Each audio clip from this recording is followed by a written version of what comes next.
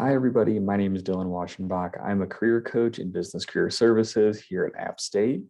And I wanted to create a video today to discuss job and internship search strategies and ways to expand your search and your process so that you can be more successful in your searching. So I'm going to cover a variety of different information that you should kind of keep in the back of your mind as you're doing your searches. Different industries have different hiring timelines. So knowing that timeline is going to be really beneficial when you're in your searching, as well as creating a wider geographical range because it'll open up more job opportunities. But sometimes that isn't always possible. So we'll cover both of those areas. You should also consider different industries that have similar roles. So if you're really interested in working, say in the banking industry, you might also want to expand that search into corporate finance as well, because it can still help you develop the skills that are going to be needed in a banking role in the future.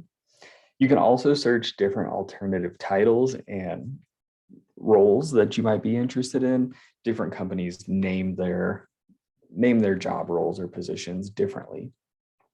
And finally, networking can really be a game changer for you in your application process. So I'll show you different strategies on how to network more efficiently with the jobs that you're applying to. So the first thing that I find really interesting is industry timelines and having a good idea of what those industry timelines are based on your major.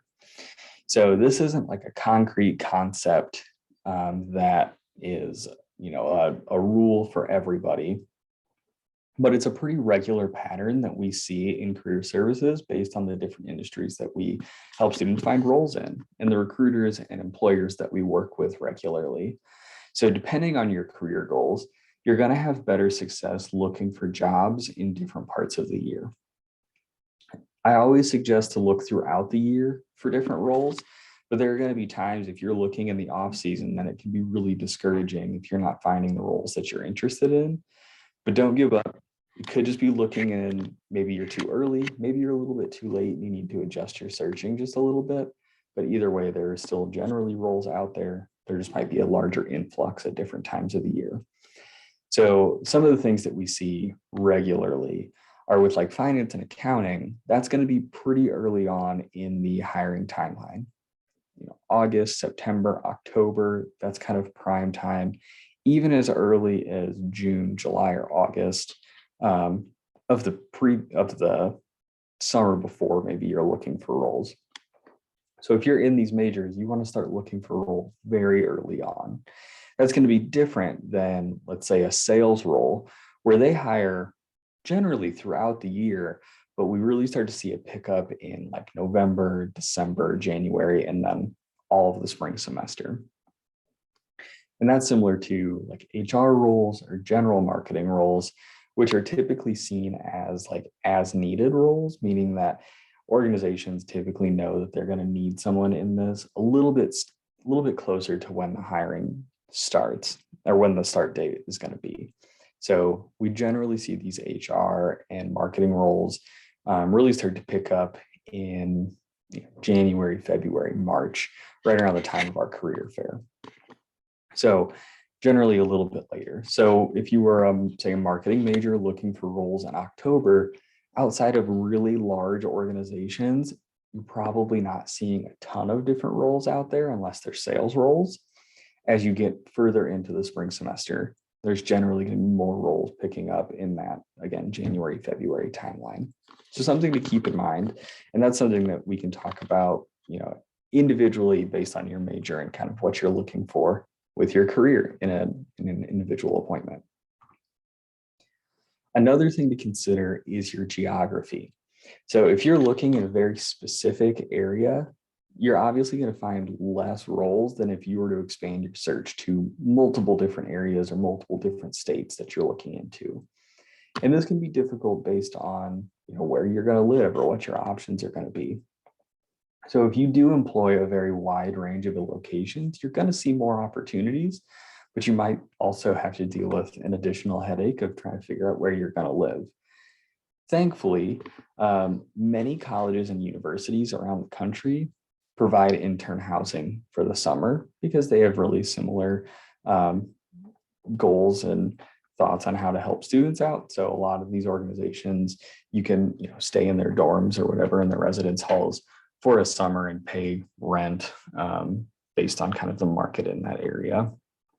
You can also look into subleasing an apartment through, maybe it's looking on Facebook Marketplace, Craigslist, or reaching out to different people that maybe live in that area to kind of help in your search through some targeted networking.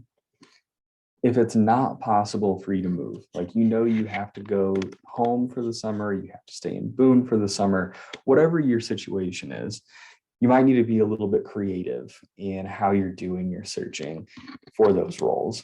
So if we're thinking about areas that maybe are generally smaller, maybe don't have as many opportunities as you're looking for in that area, you can start to reach out and network a little bit with the businesses that you know of that are in that community that you're trying to work in, and setting up informational interviews or conversations with hiring managers or managers who do the hiring to help you find some of those different roles.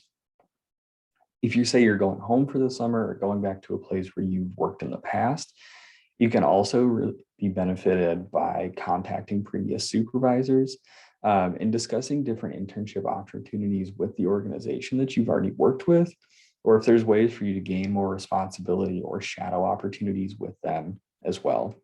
Generally, these supervisors know that you're going to school and that you're not going to try to work in that summer role for the rest of your life. So they want to help you get to that next spot. So open up that conversation and see what can happen. And thirdly, we'll get into this a little bit more later, but you could also utilize the App State Alumni Network to find additional alumni that maybe are already working with organizations in the area that you're looking to live, and connect with them and discuss with them different opportunities on maybe options with their organization or organizations that they're aware of that may be hiring interns for the summer. And kind of keeping with the expansion and creativity components that we were talking about with geography, that's something you can also do with the industry that you're looking for as well. Generally, your first job or your first internship isn't going to be in the exact place that you're going to work for the rest of your life. So if you don't work in the specific industry that you're really interested in initially, that's okay. That can really be a stepping stone for you to gain experience and knowledge so that you can get to that next level. So for example, if you're thinking that you want to work for a bank, but you missed out on a banking internship or things just didn't line up right, I would suggest applying for some corporate finance roles. Even though it's not in the same exact area that you're interested in, those roles are still going to allow you to build the skills that you need to get to a bank, either upon graduation or later in your career. Again, we know that students typically are not working in the same place their entire career. So if you start out and you're working in one industry and your goal is to get to another, likely you're going to develop those skills to get there. So it's not the end of the world per se, to start somewhere and use that as an area to gain more experience and network more and build those skills that you need to move forward. So expand that industry that you're interested in and focus more on the roles and the overarching industry that you're applying to. In addition to that, you should also be exploring different job titles. So one of the things that I kind of always go back to is that I've seen some like IT analyst roles at one company be the exact same thing as a business consultant at another. So I always advise students to not use a search bar when they're doing their searches on Handshake or LinkedIn for that exact reason. You might be searching IT analyst and missing out on a whole group of jobs or internships because they're titled something different. So utilize the filters on Handshake and LinkedIn because those are going to be a little bit broader and they're going to give you a wider range of different roles that you can apply to, as opposed to searching the exact title of what you're looking for.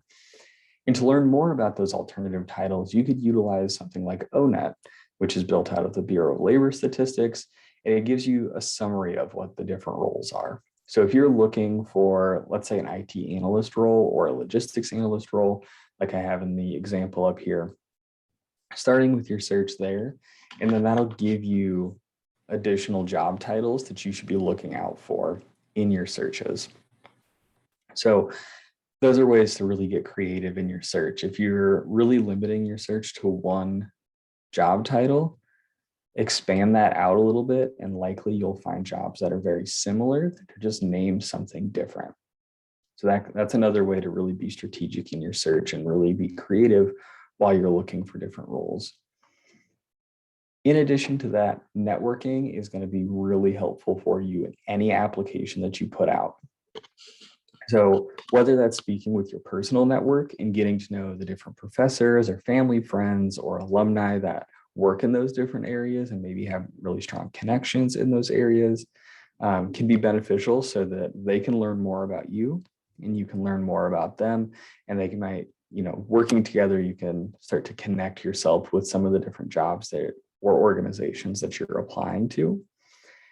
Or going more with your outside network and utilizing the alumni networks on Handshake and LinkedIn to look for those that are in similar roles to what you're interested in doing and reaching out and connecting with those people.